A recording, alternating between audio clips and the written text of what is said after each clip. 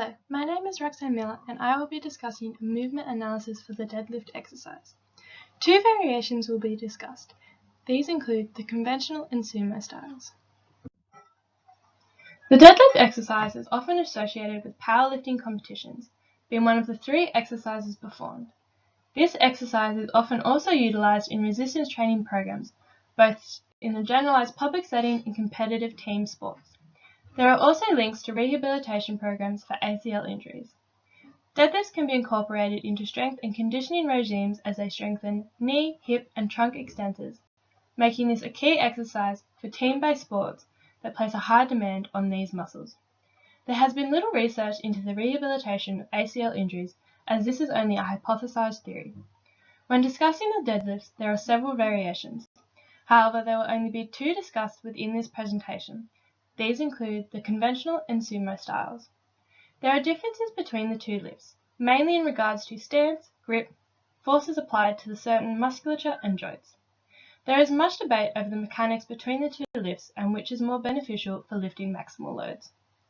First, I will discuss the movement pattern of the conventional deadlift and then compare to the sumo. As shown in the figure, the lifter begins in the squat position, feet shoulder width apart with the knees and hips flexed, with an alternated or overhand grip as used in the presentation, and barbell resting against the shins. During the ascending phase, knees begin to extend, the barbell remains close to the shins, following the path of the legs.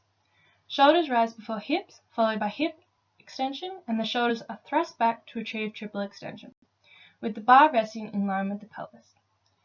In the descending phase, hip flexion occurs first, followed by knee flexion, returning the bar and lifter to the original starting position. The two lifts follow the same movement pattern, with different stances and grips. For the sumo stance, it is wide, with the feet pointing laterally from the body. The barbell grip is inside the legs compared to the conventional, where the arms are outside the legs. In the beginning position, the hips are lower, which also lowers the center of mass. The torso is slightly more upright, and there is a greater emphasis on hip musculature compared to spinal in the conventional deadlift. Within the sumo variation, there is also a greater reliance on the gluteus maximus and adductor magnus to generate force. I will now move on to the performance criterion. There are several factors that affect the upward phase of the deadlift, including load, inertia, force, and power, and gravity plays an effect on all of these. Path of bar, displacement, range of motion, and body movement, along with center of mass, angular positioning, timing, velocities, moment arms, and anthropometry. Load will affect forces applied to overcome the inertia in the upward phase, along with gravity having an influence. Range of motion will also delegate path of bar and displacement along with the velocities. Other factors that fall under this performance criterion include muscle recruitment, forces applied, and velocities of the bar. Major muscle groups involved in the deadlift exercise are the erector spinae, hamstrings, gluteus maximus and minimus, latissimus dorsi, and shoulder girdle. There are slight anatomical differences in the muscle recruitment and actions when comparing the two different stances. For the conventionals, the main muscles are the erector spinae, knee flexors, gastrocnemius, hamstrings, and trapezius, while the action of the ankle is ankle plantar flexion. For the sumo, knee extensors, vastus laterale and medialis, tibialis anterior and gratialis are the main muscles recruited with ankle dorsiflexion. Through the conventional deadlift, there is a greater reliance on the erector spinae due to the compressive forces acting upon the lumbar vertebrae. This style encourages the lifter to flex the trunk more, engaging the erector spinae group, as opposed to the sumo, where there is a greater emphasis on the quads to overcome inertia. Within the beginning position, there is a greater moment of inertia to overcome, which can be demonstrated when a lifter bounces or stretches before commencing the lift. This movement attempts to oppose the inhibitory action of the Golgi tendon reflex, encouraging the muscle to contract over relaxation.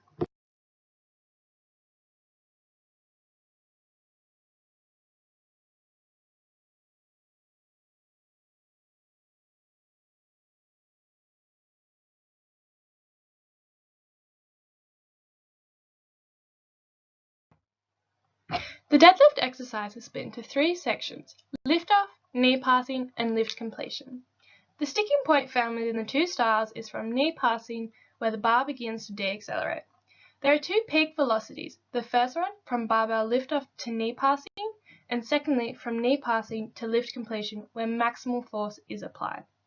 This can be demonstrated in the videos, as just near knee passing it peaks to around 10, and then after it peaks to about 9 and begins to deaccelerate. Peak velocity is achieved sooner within the conventional deadlift as there is less inertia to overcome.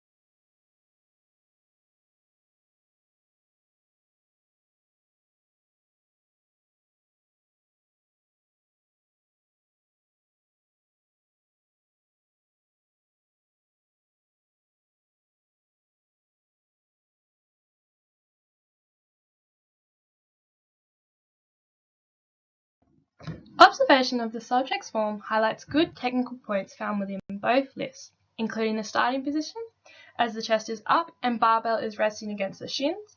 Extension is achieved within the hips and knees, and hip flexion occurs first in the descending phase. For the sumo lift, the chest is more upright, and there is less flexion of the trunk with a greater emphasis of the quads. Arms are inside the legs, and there is consistent technique between repetitions. As shown in the figures, there is a significant difference of over 40 cm between the two stances. The distance of the feet is considered good according to a study found comparing the average width of the stances for the two lifts. In the figures shown below, the red line shows line of action of the bar, demonstrating they have a good line of action, while the blue line depicts moment arm, confirming that the moment arm at the hip is shorter in the sumo lift.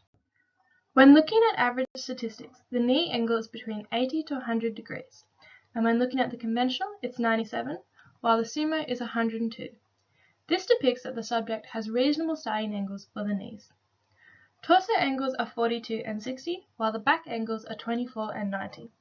It is important to note that the measurements are rough estimates. When comparing the techniques, the sumo has a more upright torso, which decreases the moment arm between the hip and barbell. When evaluating the subject's errors, it is important to prioritize in accordance to injury and lift completion.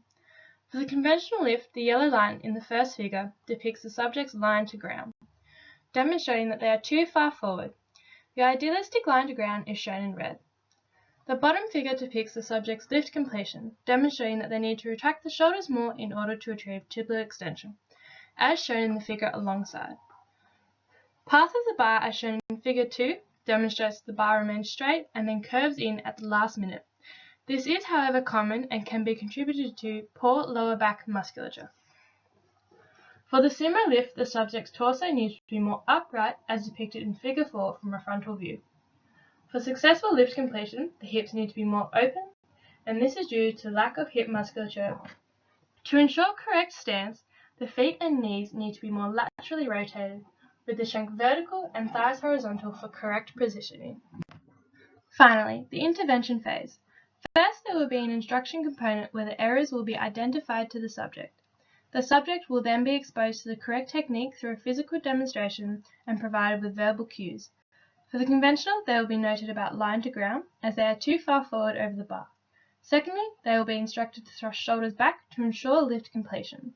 For the sumo lift, a more upright torso is important, as this could lead to poor lifting technique.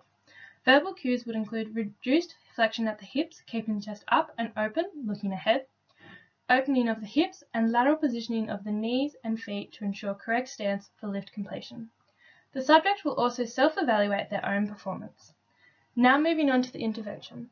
Exercises for the conventional lift will include squats onto a chair with a light dumbbell or barbell, to still practice holding the bar in front, however with the aim to shift the weight further back, ensuring they are not too far over the bar. For the sumo, there needs to be an improvement in range of movement in the hips, looking at hip opening stretches to improve flexibility. For both lifts, it's important to practice hip flexion.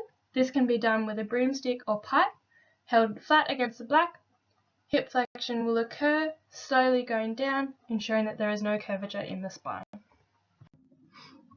This concludes my analysis on the deadlift exercise. Thank you for listening.